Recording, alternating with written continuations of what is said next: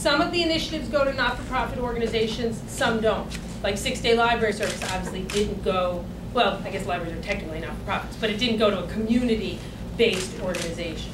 And we can sit down and try to explain this more clearly. I'm sorry, you seem to have a follow-up. Yeah, I do. Or on the verge of having a stroke, so I'm sorry. The second part of my question was, how do you determine how much money each of the members gets for member items? Who determines that, and how much money is that? The overall amount of money that goes into member items, I don't have, and we will get you that number. We have it, I just don't have it off the top of my head. We will get you that number. Determined? I got you. 2, there's a minimum amount every member gets, which is $80,000. They also get a fund of money through the Department for Youth and the Department for the Aging, the amounts of which I don't remember, but we will get you. Whether a member gets more than $80,000 is a decision that is made at the discretion of the speaker. Whether or not that practice will continue or change is a decision we have not yet made, but something that is under consideration. On the independent compliance officer, the word independent kind of troubles me since you're going to select who it's going to be, correct? Yes, and if I could, and I share that. He or she will report directly to you, so. Right, and my goal is to make this a truly independent position. That is why I'm going, and if I have the power, and we're going to have the lawyers here researching, I don't think I have the power by law or fiat to say, you get a term, it's a set term, and you can only be removed for cause. I'm virtually positive that would have to be done by the Charter Revision Commission. The good thing is the mayor has put in place a Charter Revision Commission, and we are going to ask that Charter Revision Commission to do that, to actually make this position as independent as it can possibly be, you know, similar, maybe if you model it on the idea of the Department of Investigation Commissioner, as independent as it can possibly be. And I think having the person straddle terms and only be removable for cause will actually make it independent. But that will take time, like the referendum, et cetera. So what do you do in the meantime?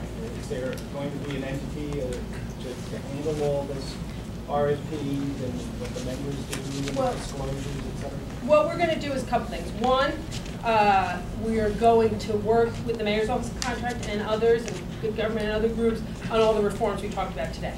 2, we're going to hire an independence compliance officer, and I'm going to commit to act as if I was bound by charter as it relates to the requirements of that compliance officer. And as quickly as we can, we will stipulate it in law in the strongest possible terms that we can. Since we have already an independent budget office, why do we have to create another independent budget office? Well, we're not creating an office. Why not give them more power and a directive to do it? Well, their function is to look at larger budget practices, right, of the entirety of the $58 or $60 billion budget. We want this person to be able to hone in, focus, drill down on the city council's compliance. So we think we needed to be somebody who has a very singular, narrow focus. Let me just say, to go back to Ray's questions, we're happy to sit with anybody and go through Schedule C and to try to explain it in a way that might be un petit more clear than I have tried and failed to do. Tom? I just want to go back to the question that was raised earlier about why now. I mean, you keep referring to the late fall is when you first found that out. How come you can't fix that date more clearly? Well, in the late fall, early winter, I just can't tell you the date. You don't remember? Let me say, in the late fall, early winter, I was notified that there was a practice that was a few years old, going back at least to 2001, of listing fictitious organizations in the budget.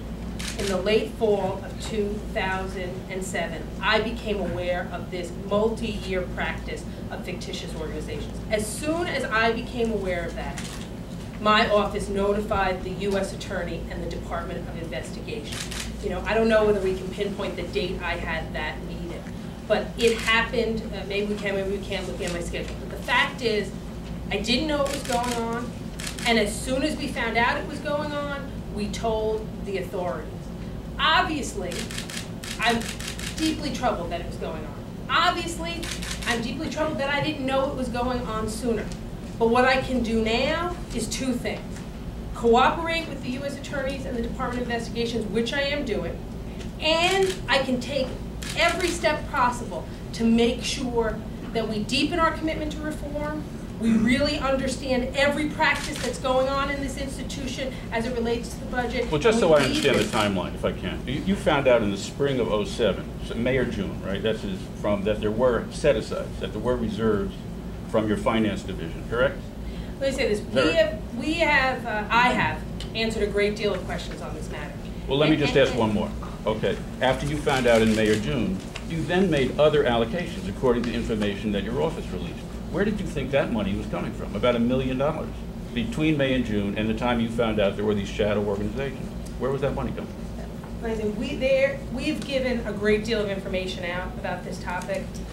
We've answered, I think, an extraordinary amount of questions on it. We've given out a lot of information. There are not every question we can answer right now because of the ongoing investigation. I want to be clear.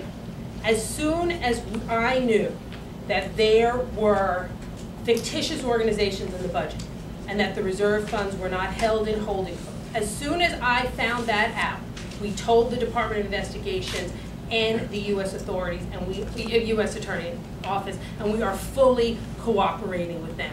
I did know that the council had a process of having holding codes and a reserve fund.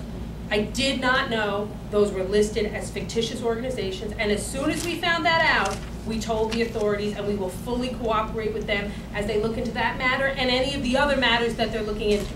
I have two specific questions and one general one. How will these reforms affect the mid-year budget request that people had put in before that you had responded to? And then another specific question is, if we're changing the process now, can we get at answering the question of how did the process break down initially? Who was at fault? Who should we be asking questions to? Let me start with your second question. I can't answer all of those questions now.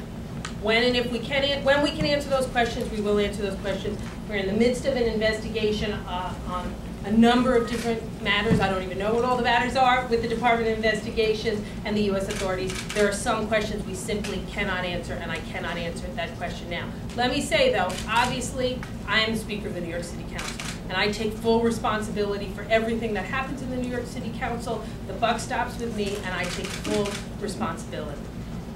That said, I have no idea what your first question was. Sorry.